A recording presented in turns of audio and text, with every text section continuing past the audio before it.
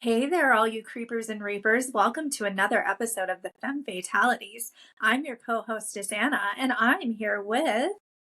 Hello, you creepers and hello, you grieflings and frightlings. I'm just stealing Anna's tagline today to We're all jump right creepers in. and reapers. Yes, I am Margaret, your other co hostess, and today we are going to have some fun. We are leaving the DC world for the Marvel world. Maybe you need to go back and check out that cast if you haven't already. Anna, who are we talking about today? We are going to be talking about none other than Blade. That's right, we're taking a trip through the Marvel Universe and talking a little bit about vampirism and a lot of other fun things. Now, of course, we are going to be referring primarily to the movie. We both watched the first Blade movie with Wesley Snipes recently. I wanted to cast about it. I highly recommend the comic books. I am very much a Marvel girl. Some of the DC stuff's great, but my heart is with Marvel. And I'm pretty excited. So, before we get into some of our film triggers, make sure you put some garlic around you just in case. Grab a little cup of your Bruja Brew and grab some steak and potatoes. Get it? Steak. And settle in for a spell. Yes, join us. So, trigger warnings, lots of blood, tons and tons of blood, a lot of undertones of us versus them. And these are highly sexualized films. The first one, the second one, and even the third one. So, just be warned that there's a lot of sexualizing of female body types. What else, Anna? There's some Oedipal themes as well.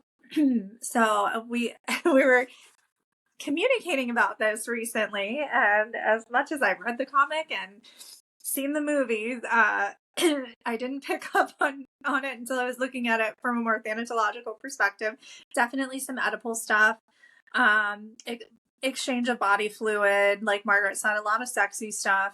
Um, and this is kind of the preface to our parlay into the vampire world, because we see specific types of vampires in all of the different books and movies and comics and graphic novels and all sorts of things, and even artwork and historic depictions and folklore. So, yeah, Blade vampires are definitely the sexy type, but it's interesting. So, first and foremost, if you don't like blood, go on to the next podcast, do something else because I'm about to talk about it.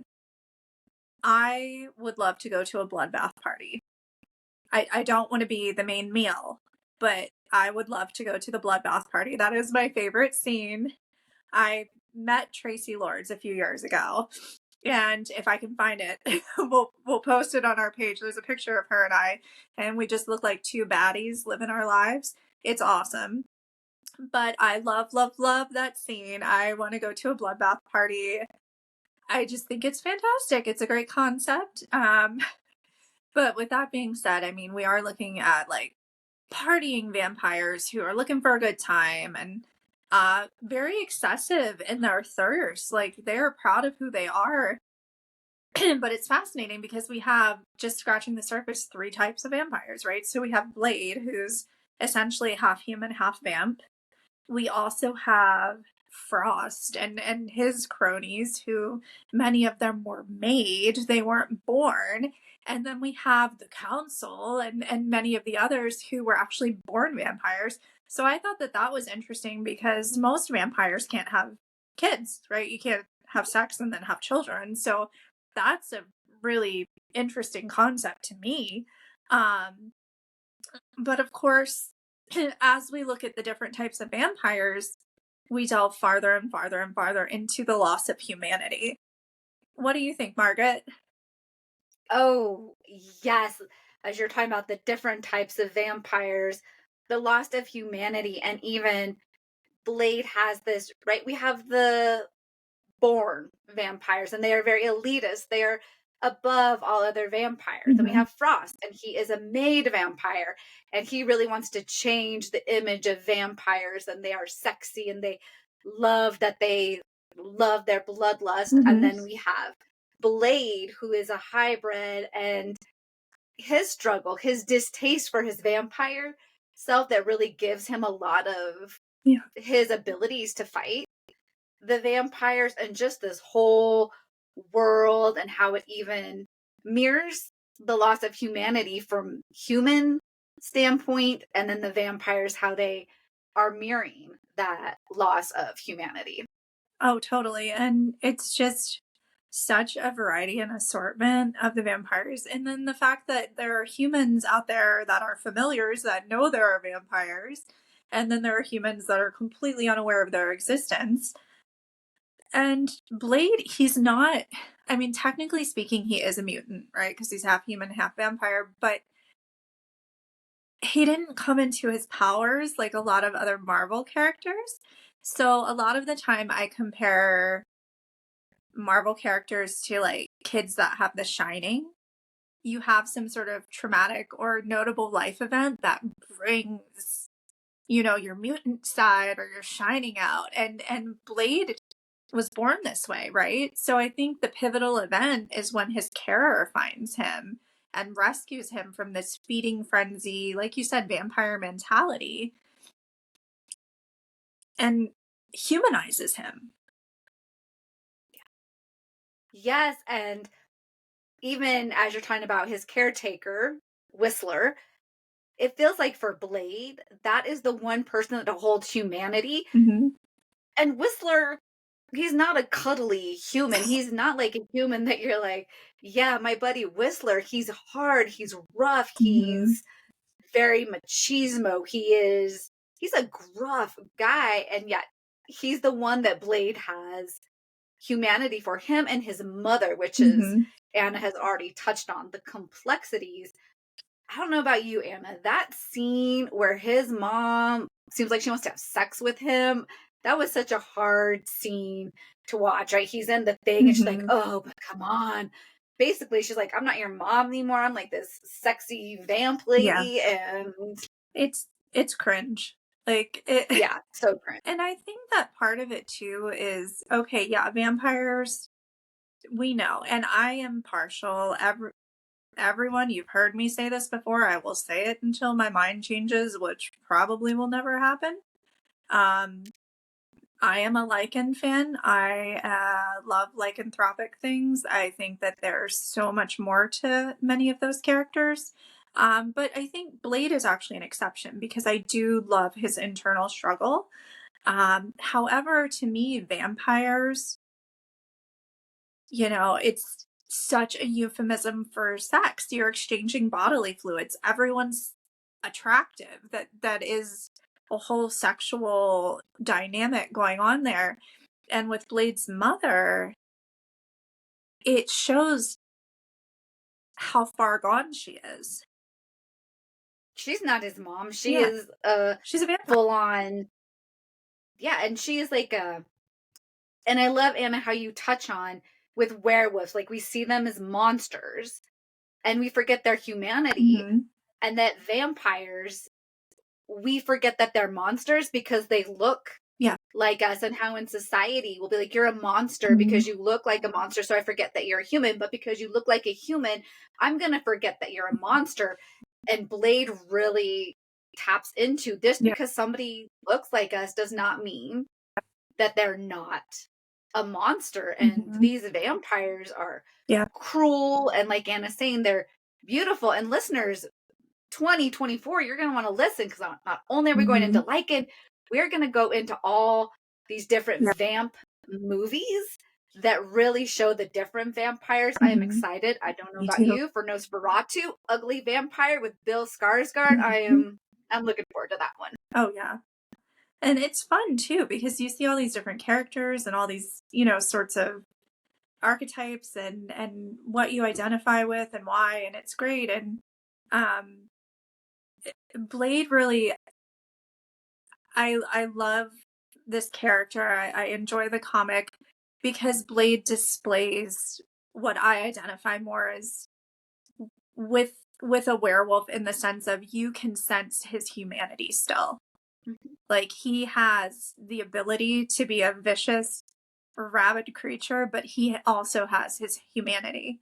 And it's that consistent balance and his mission. Um, and just this whole internal conflict. Like, my mission is to rid the world of vampires, but what am I going to do with myself? You know what I mean? Um, and I think too, the Oedipal thing for me, it wasn't just, his mom being kind of cringe. It was also the fact that he finds out that Frost is his vampire daddy, right? You're on a mission to Mhm. destroy your father, and you don't even realize it. If that didn't Yes. come right out of Oedipus, I don't know what did. Yes, and the movie doesn't go that much into it, even though Wesley Snipes, I love him as Blade, and he's really Mhm. hard to read, and so I Yeah. appreciate Stephen Dorff's his like he knows, and he's like a cat, like he's toying with his prey, Hmm. kind of like, I know this, but I'm gonna hint at it, and I'm gonna make you come out Hmm. and say, yeah, I'm your daddy, which we know Blade's not gonna give him Mm-mm. the satisfaction No. of doing. And yes, he wants to destroy his dad. So total Oh, Oedipal, yeah. like, I need to destroy my dad. I still love my mom, Hmm. Oh, completely. even though, Yeah, even yeah, though she's total. gone. Yeah.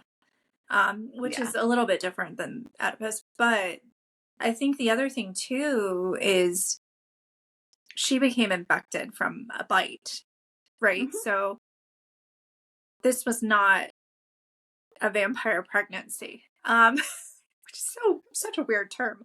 Um, um, so the connection between she and Frost, there is no real connection. So how can he even have any connection to Blade other than wanting his blood to summon, this whole new world? Yes. Yeah. And I like kind of the relationship with the doctor as well. She's, Hmm. I think it's funny because how many of us have ever dated a fixer upper, oh, I can fix you. But she really means well. Yes. And we can see, as like she means well, Blade, his sentimental attachment to Hmm. her. She's a doctor. They meet in a hospital. And I saw his mama grief coming out, like, oh, here's this woman, she needs help, and I couldn't save my mom from Hmm. being bit, so I'm gonna save this doctor Yeah. from being bit. I'm gonna right the wrongs that happened Hmm. to me in my life, but I'm not gonna be cuddly or touchy feely about it. I'm gonna be kind of gruff and mean and Yeah. make you question why you're following me and wanting to help me. Hmm. And also, I think it's his wall built up, right? Because we know Blade essentially was a feral child, surviving in any way that he could. He obviously didn't have a mother's love or any sort of human attachment relationship during, his developmental years. So even, if we look at it from the perspective of he does care about her deeply, he, d- he has no clue how to express that or how to even really deal or work through those feelings.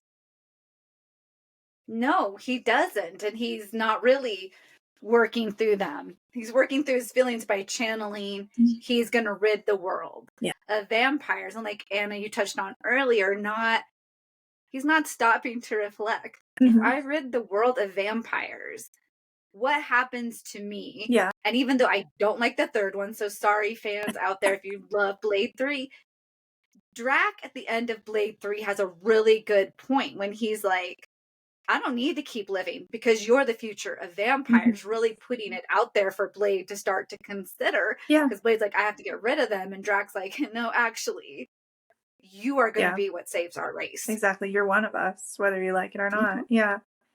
And, That's, I think that that's really speaks a lot to society and caste systems, cultures, different groups of persons, right? So whether you like it or not, you're one of us. Are you with us or against us?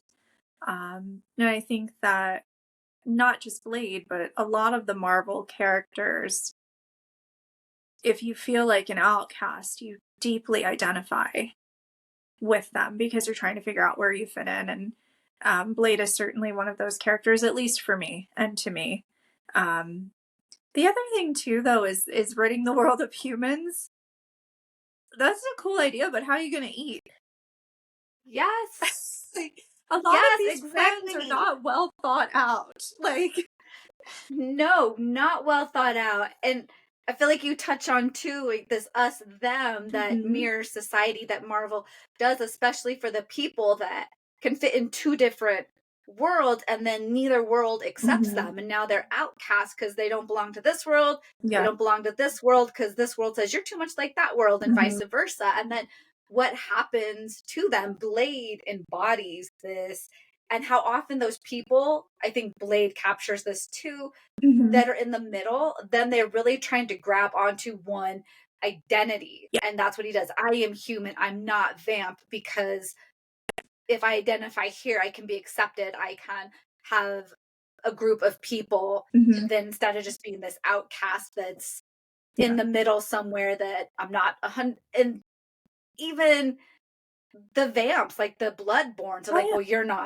yeah, you're not like OG, so you don't count. You're like right, made, so you mhm, don't fit in our world. How yeah, often, like Anna's saying, we have these casts. Well, if you don't have this much genetic makeup of this, mhm, well, then we could go into the South, like the 1% mhm, rule, that if you were 1% Black, then you were Black. These ways that we have to segregate our society. yeah. And even if you're looking at socioeconomics, right? So you look at the pure vampires, right? This is old money.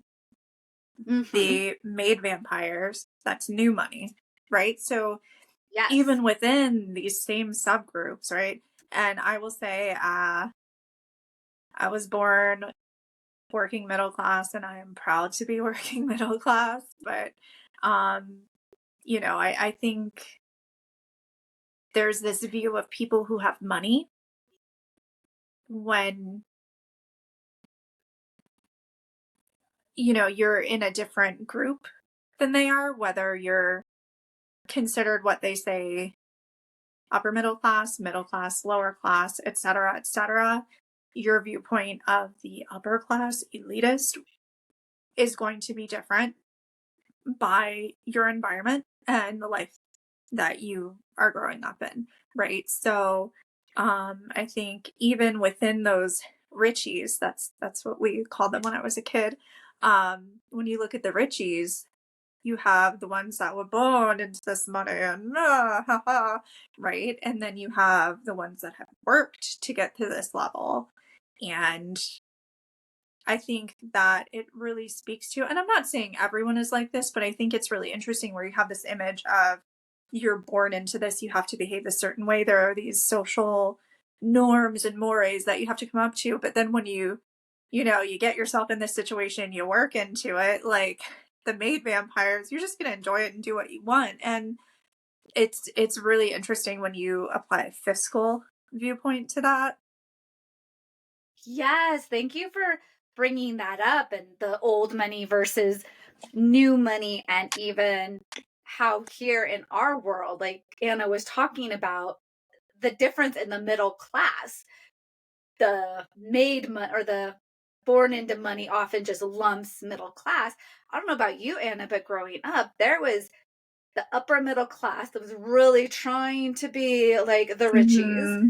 You had the middle class that seemed to be they, depending on who they were trying to be more with the upper or the lower middle class, that then almost, I don't know about where you grew up, but lower middle class tend to then fit in with the lower class. Like the lower class kids and the lower middle class kids actually could bond because Hmm. they could see themselves in each other. I grew up lower middle class, so a lot of my friends, I had middle class friends, and then I had the poor kids, and they seemed like, okay, yeah, like you're one step ahead of me, and like, okay, I can see where you're coming from, which definitely the upper middle class kids and the Richies Ugh. looked down on it. Seemed like Hmm. and we did have those middle class kids that were middle trying to pretend like they weren't. Most of my friends that were middle were like, okay, you're lower middle, but you still get to, we're going to bring you along. And then I could bring along my poor friends that usually had a harder time because we're going to go roller skating. They couldn't pay for it, or they couldn't get a ride. So then how could that happen? Yeah. And it was definitely, I mean, for me, it was more the divide of like the rich kids versus the kids whose parents worked for a living or were unable to work for a living. And it wasn't totally like the class division. It was just basically you were one or the other. And that was kind of it. Yeah. So it was. And Blade touches on that. Oh, yeah. Because Blade, he was, like you said, he was this feral street kid. So we can guess that he's a street kid. So he did not have a lot of resources. And his caretaker comes in and teaches him how to be resourceful. Because it feels like Whistler is a very resourceful man. We know that he had a life before vampires took that from him. And then he's made it his life purpose. Yeah. To live frugally and help Blade destroy the vamps. Although I have to say with Whistler, I do wish the death scene, and you may think I'm morbid or sick, instead of walking away, I wish Blade would have pulled the trigger, because I think that would have been so much more bittersweet than the walk away. Just my opinion. What do you think? I agree. And I also see that from a storytelling standpoint, if he had killed Whistler, then Whistler couldn't come back. Yeah, that's in true. Future. Yeah, so they needed to have Whistler. And I feel like in a way it toys with Blade's humanity because he loves Whistler. So what's going to happen if Whistler doesn't die? Totally.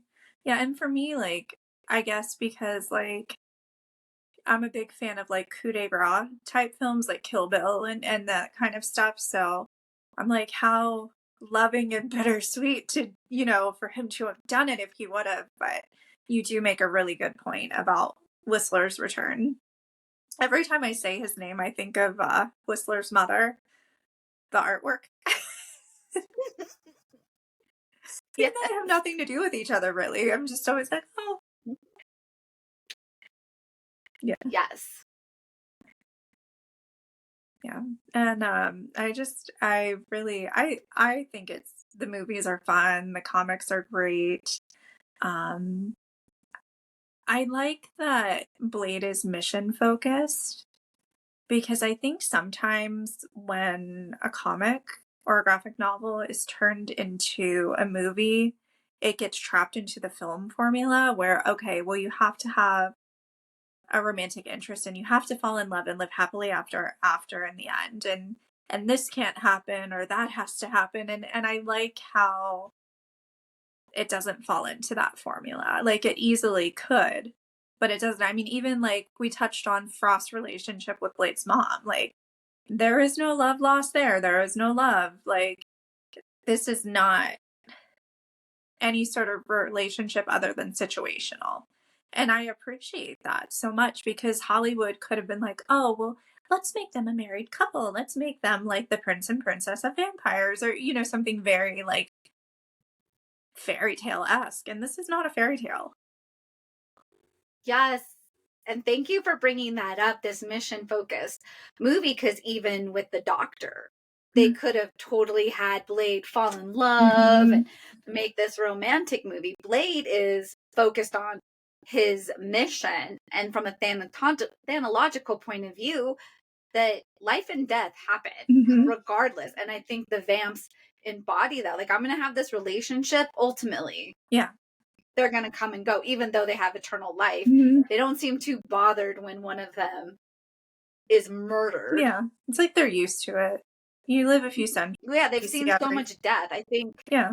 Was it this Blade or maybe it was the second one where he's talking about, like, you see so much death. Like, you just, Yeah. You get to a point where it's going to happen. You watch your loved ones die, so you just get to this point where Yeah.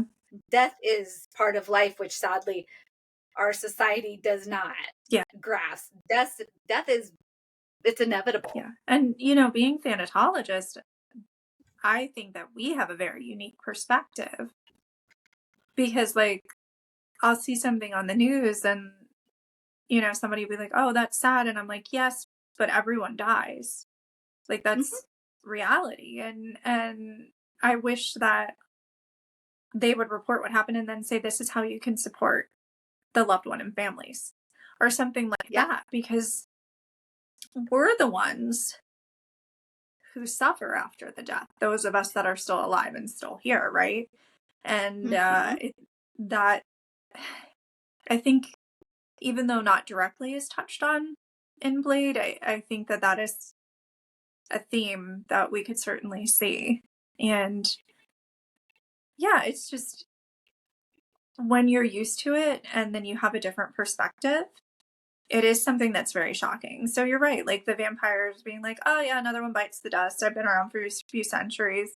It kind of to me is like you or I saying, okay, well, everyone dies. Let's figure out what to do from here, right? It's a very shocking thing for persons in Western society to hear because it's so against the norm.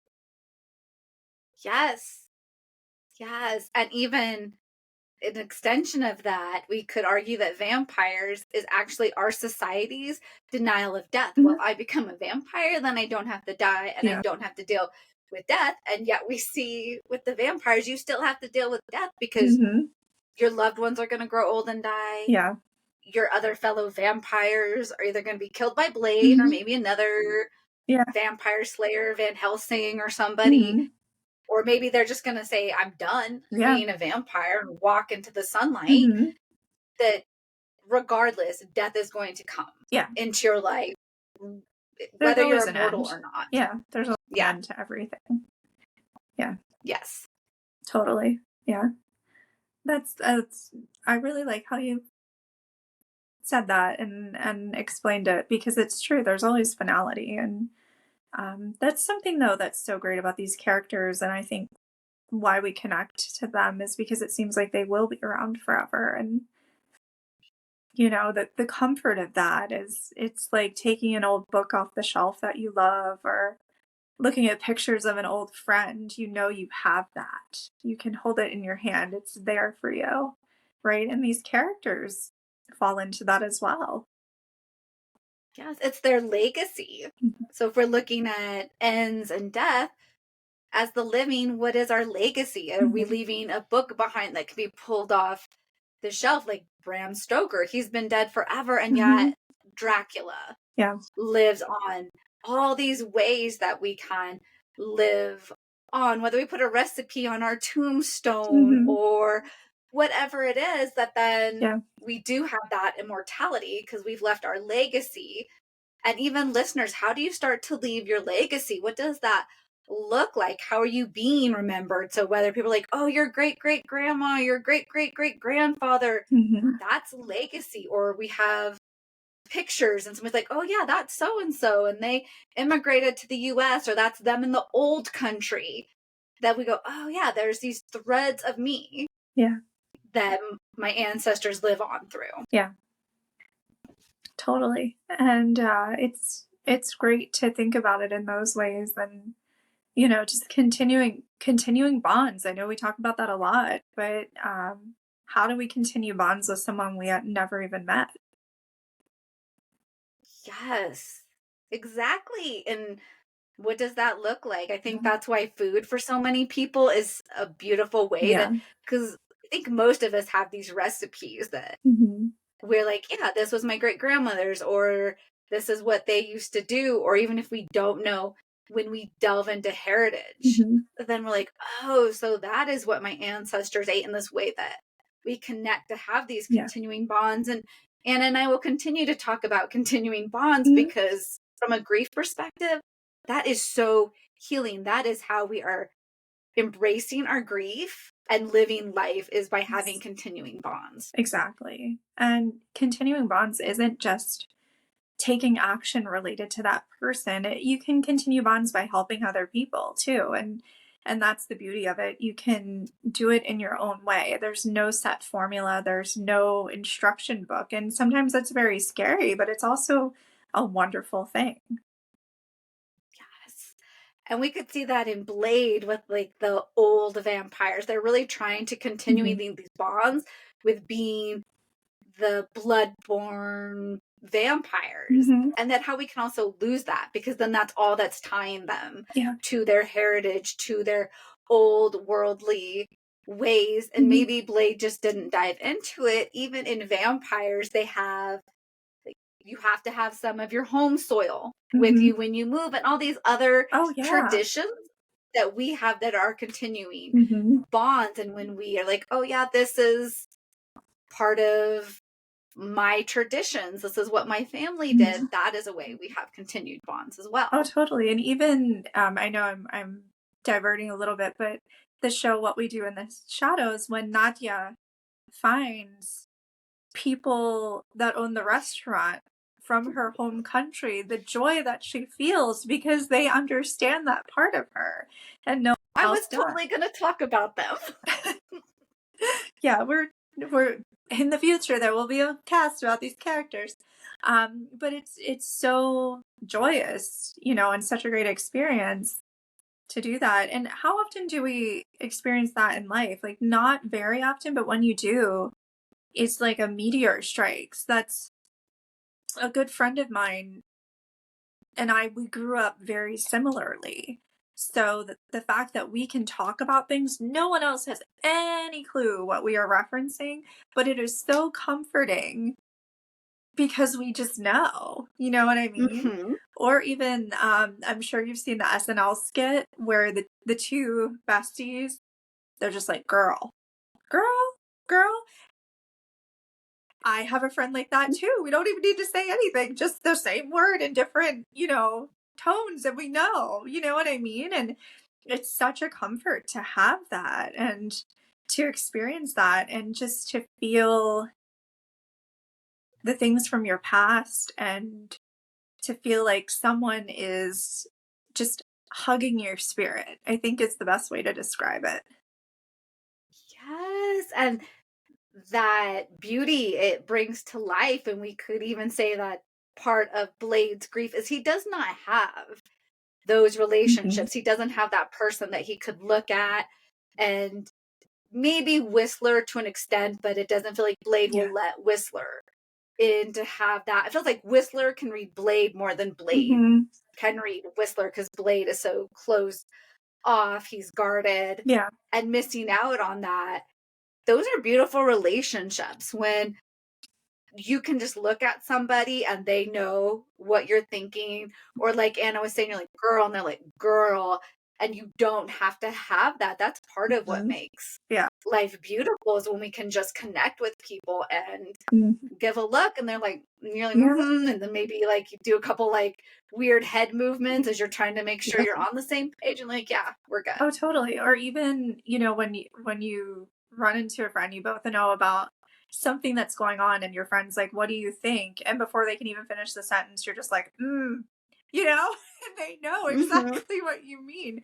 It's the best thing in the world. And that's the humanity portion is that bond and connection and those important things that we need.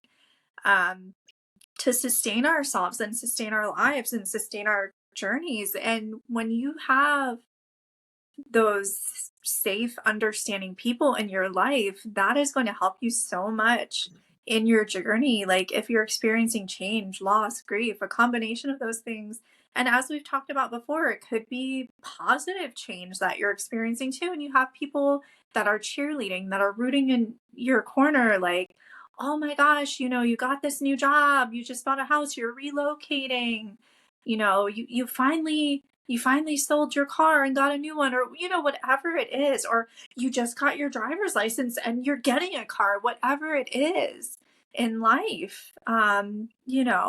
You're no longer living with a roommate, you can afford your own place, or whatever these things are. that we are going through in life, it's great to have a cheering section. It doesn't matter if there's one person or 10 people in it. It's the quality, not the quantity of the cheering section. Yes. And I love how you bring that up, that this is humanity, our cheering section, how we connect, how we have verbals and nonverbal and shared lived experience. And then we could look at Blade, who Mhm. hates his vampire side, and yet he's more vampire than human because he won't allow his human side to have all these things that make us human. Yeah. And so now he's caught in this, I hate being a vampire, I'm not a vampire. And yet he acts more vampire than he does human. Mhm. Totally. Yeah.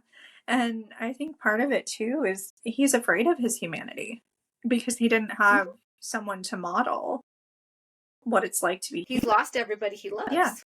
So it's like, how can you see the purity, the kindness, the love, the beauty if you've never had the opportunity to? Hmm. Yes. Yeah. Yep. Especially when So Anna, vampire. oh, go ahead. Oh, I was going to say, especially when Vampire Frost is your dad. Yeah, he's not modeling a lot No. of love and compassion. He's modeling a lot of lust and greed. And Mhm. yes, What were you going to say? I was gonna say, so who do you most relate to Oh, in this golly. movie? That's a good one. I might have to defer to you and think about my answer for a minute. I think about this question when we watch movies, Mhm. and I don't know about you. I found Blade really hard to find somebody that I was Mhm. like, yeah, I relate to that character because these characters feel so extreme. It's Yeah. really hard to find that person, that middle ground, while we can relate to them and Yeah. a lot of their experiences, they're not completely like Mhm. day to day relatable. I was Yeah. thinking, I'm like, I can't really, I can see myself in each of them, but I'm like, yeah, that person really, I completely relate to. So all three, when I watched all three, I really Yeah. struggled to be like, who, yeah. Yeah. Same here. I feel like I relate most to the vampire Pomeranian. Um just because I love Pomeranians. But I really, the first one, obviously I love the Bloodbath Party. Tracy Lord's character in the aspect of, I want to have a cute haircut. I want to wear great outfits. I want to have fun. I want to go to an awesome party, right? Maybe not like the bloodlust and dragging my unwitting victim somewhere, but you know, maybe that part. I don't know.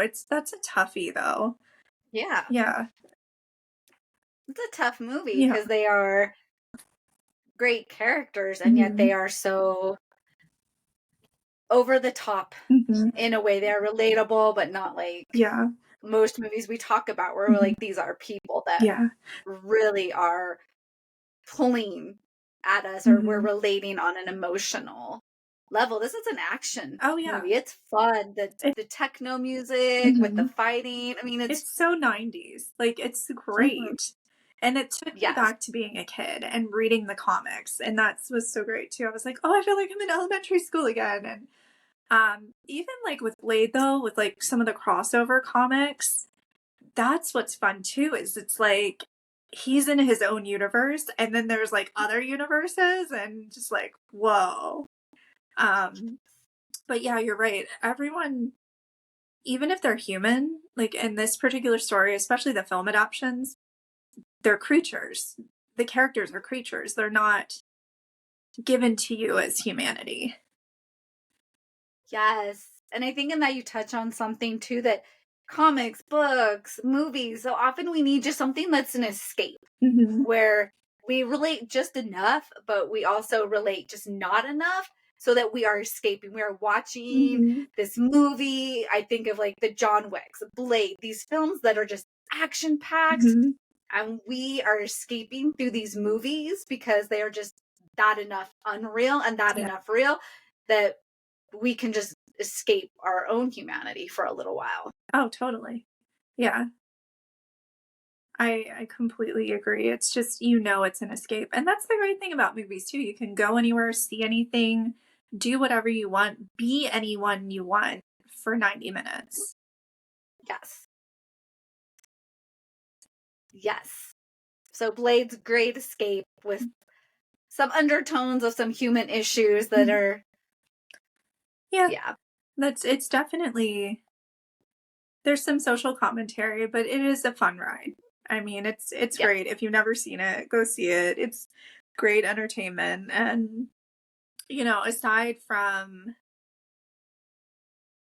the creature aspect, if you're looking for like human characters, you're probably not going to get a lot of it there. But if you want action, you want a very few and far between, but some like funny moments and just surprises. It's a great film. I mean, all of them, the series, it's great.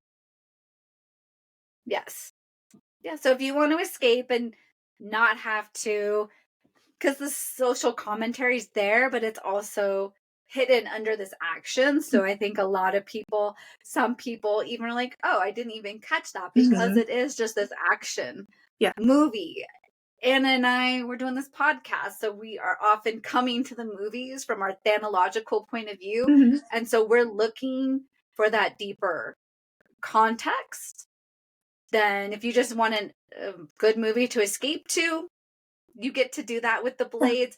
Or if you're like, no, I really do want to look at these undertones. And I could argue, almost all movies are going to have those undertones, whether we want to see it or not, because they are a reflection, especially horror is a reflection of society. Oh yeah. And, film is art. And that's the great thing is Margaret can watch a film, I can watch a film, and then you as our listener can watch a film, and we all get something totally different out of it because it is subject to interpretation. I mean, what I'm seeing, if I go out and see a movie, might not even be what the director or writer intended, but if it's something that is enjoyable for me, heck, might as well, and that's part of the great thing too. And even when we discuss things we're watching, we see different things and the characters and the events, and it's really cool to hear other people's perspectives and think about things in different ways. Yes, and even as you're saying, like bringing that in, like the writer, the director, the actors, they add their own spin on what they're intending in this movie, and we as viewers add our own spin, and then it is what it is. And I know I really appreciate when actors talk about their role and what they brought. The writer shares their intention, the director shares their intention. If you listen to our Carrie cast, you can see how two very different directors took one person's story and had these different views about it. And that's what's so beautiful. And even if I watch a movie, I'm like, this is what I thought it was about. And then I go and I listen to the director's interview and I'm like, oh, then I'll go back and I'm like, that makes this movie that much more enjoyable or rich or a different experience now that I'm seeing it through the lens of the creator. Oh, totally. Yeah, I agree. It's great. Also, like, which it's more for newer movies unless you get retro episodes, but I've been a huge fan of like horror magazines ever since I can remember. Horror Hound, Fangoria, Rue Morgue, just to name a few. I mean, I love them all. And I think it's a great way too when they're doing interviews with actors and directors and writers to get different, as Margaret said, ideas and perspectives. Yes, it adds to the experience. As we're like, oh, okay, this is just, and also I think Anna touched on this a bit too, where we are in life is also how a movie is going to impact us. I don't know about a lot of the listeners, but I can say I watched this movie at this point in my life and it meant this to me. And then I watch it later and it has a completely different view or meaning, or even a movie I was like, I couldn't stand that movie. And then I rewatch it. I'm like, I love this movie now, and vice versa. There's movies like, I loved this movie and I rewatch it. I'm like, I don't know the state of mind I was in when I originally watched this because it didn't hold what it had. Oh, yeah. And even with Blade is a great example. I mean, when I was a kid and saw it, I was like, yeah, vampire killing hero, woo! And now as an adult, I'm like, oh, Oedipal, social commentary. So yeah. Yes, that they hit us where Mhm. we are in that moment. And then how do we, like in life, how do we adapt? We get Yeah. to adapt with movies. And then again, we get to change how we feel about them or our ideas. Because, Yeah. like Anna was saying, as a kid, she's like, yeah, vampire killer. And as an adult, it's like, oh, there are these subtle Yeah. Like, undertones oh, about the world we live in. Yeah, of course I'm still cheering Blade on, but I'm just like, oh, and the other thing too is you can apply this to memories. Like when you think about loved ones that you've lost and you think about advice they gave you, it might mean something to you when you're 20, and then when you're 30, it's something totally different to you. And it's just when you reflect on that, or even a picture of you with that loved one, or a memento, or whatever it is. Oh, well, this, meant XYZ to me. And then you take it out next year this time, and maybe it means something else. It still has deep intrinsic meaning, but it might mean more to you in a different way than you ever thought it could. Yes. Yes, yes, yes. Mhm. Yeah. And that's our advice. So, actually, if you're at a point in your grief journey and you're ready to do some introspection and reflection, let us know how that goes for you. Let us know if you think back to advice that that loved one gave you, or you have something that reminds you of them, and how it feels to hold that peace with you. And I really hope that it's a positive experience, and it's warming and welcoming. Yes. Amen. I agree. Well, I think I just heard my garlic timer. Not that I'm paranoid after all this vampire talk, but I'll be sleeping with a few bulbs under my bed. Maybe a couple steaks underneath your pillow. Right? Well, I'll just call on my werewolf friends, even though it's not a full moon right now. So I think I'm SOL. I'll definitely have to get a couple steaks ready. Yes. Well, we hope you enjoyed this cast. Stay tuned. We've got a lot of super fun stuff coming. Please comment if there Yes. are any additional vampire-esque or vampire-themed films you'd like us to talk about and discover. We would love, love, love to hear your opinions. So until next Yes. time, keep it creepy, drink your Bruja Brew, and stay tuned. See you soon.